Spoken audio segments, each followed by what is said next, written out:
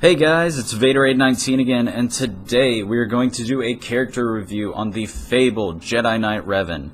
What we're going to talk about in this video, I'm going to try to speed through it because there is a lot of his abilities to talk about, but we're going to talk about what characters are needed for the event, what gear level I recommend, and then finally Jedi Knight Revan and his abilities. Now, what characters am I going to need for the Jedi Knight Revan Ancient Journey? Well, that is going to be the first set of Old Republic characters that came out, and those involve Bastila, Mission, Zalbar, Jolee, and T3. Now, the tougher ones to farm are going to be Bastila, Zalbar, and Jolee, and they can all be farmed in light dark side battles and ships battles as well. Now, those are going to take a little bit longer, and it might take 2 times around for you to get them. Next, the other 2 characters to farm are going to be farmable in the Cantina, and those are pretty quick farms, and that's going to be T3 and Mission. For gear level for them now, what do I recommend? I recommend half gear 9, half gear 8 almost. What Star Wars Galaxy Heroes Game Guide recommends is gear 9. So what I did with mine was I had Bastila's abilities, they were all maxed out. I had the Zeta on her. But also, I had her gear 9. I had Mission gear 9 because her health's a little bit lower. And then I also had T3 gear 9 because his health's a little bit lower. Now, Jolee and Zalbar, I had them on gear level 8. And you do not need to have all their abilities maxed out either. I did not have any of T3's abilities maxed out. I didn't have all of Mission's abilities maxed out. I only think I had one. I didn't have all of Zalbar's abilities maxed out or Jolee's. Other than that, is Jedi Knight Revan worth it? Absolutely. He's excellent. He's brought my arena ranking up at least 500, 600 places. But after that, let's finally get into Jedi Knight Revan himself. First off, he's a leader, and he's excellent. His lead makes Jedi viable without just giving them a bunch of protection and tenacity up. So, let's talk about his basic ability right now, which is Ferocious Charge. Now, you deal special damage to target enemy, and this attack deals 25% more damage to dark side enemies, so Sith teams, which you are going to be going up against really if you have Jedi Knight Revan. And if the target is marked, Revan gains 20% turn meter, and we'll talk about marked in just a second, guys. So after that, you're going to have his secondary ability, which is Master Strategist, and this is an AoE ability, and you deal special damage to all enemies, and Revan dispels all debuffs on all Jedi and Old Republic allies, and they all recover 10% health for each Jedi and Old Republic ally. Also, he gains critical damage up for 3 turns and foresight for 3 turns, and then you swap turn meter with another Jedi ally. Typically, when I use this ability, I will target the Jedi ally with the highest turn meter so I can get Revan to go another turn again. His next ability is going to be Direct Focus. You inflict buff immunity and marked on the target enemy for 2 turns. Now, these effects can't be resisted, copied, or dispelled. And then increase target enemies cooldowns by 1, you reduce the turn meter by 50%, and you stun them for 1 turn as well.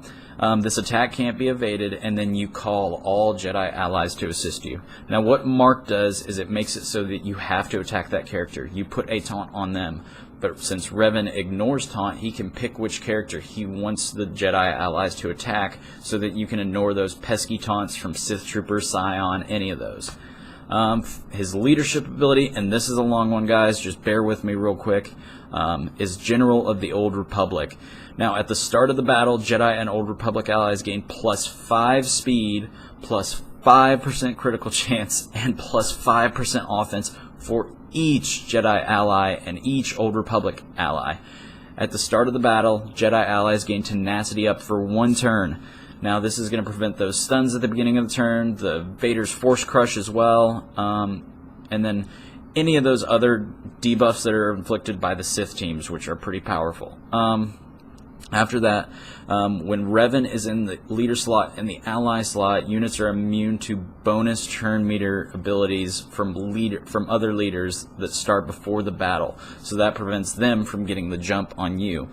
Whenever a Jedi ally attacks out of turn, they recover 20% protection of their max protection, and then also they deal 35% more damage. So a Jedi Knight Revan team is going to be assist based. You're going to want an Ezra in there, Hermit Yoda, regular Yoda, Bastila, Jolee, General Kenobi, however you want to put it.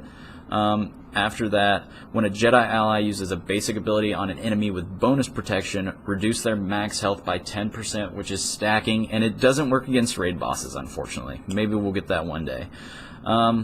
Other than that, there's the strategic advantage ability that isn't one of Revan's abilities, but he grants it to one Jedi on the team. And strategic advantage, you select another target ally and you both can attack, and then that ally will get strategic advantage while you lose it.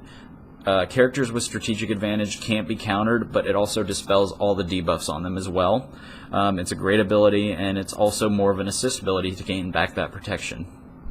Now the next ability is going to be Revan's Savior, and that is while another Jedi ally is active, Revan ignores the taunt, so that helps with the marked. And the first time another Jedi ally would be reduced to 1% health, you revive them pretty much at 100% health, 100% protection, with critical hit avoidant immunity for 2 turns, and then you also take a bonus turn to dispel all debuffs on them, and they can't be defeated for the rest of the turn. And this is only available when Revan's in the leader slot, not the ally slot, but he can also use this ability on himself. So that pretty much gives you that 6th character in your lineup almost. It's excellent. It really helps me out since some of the Jedi do have lower health.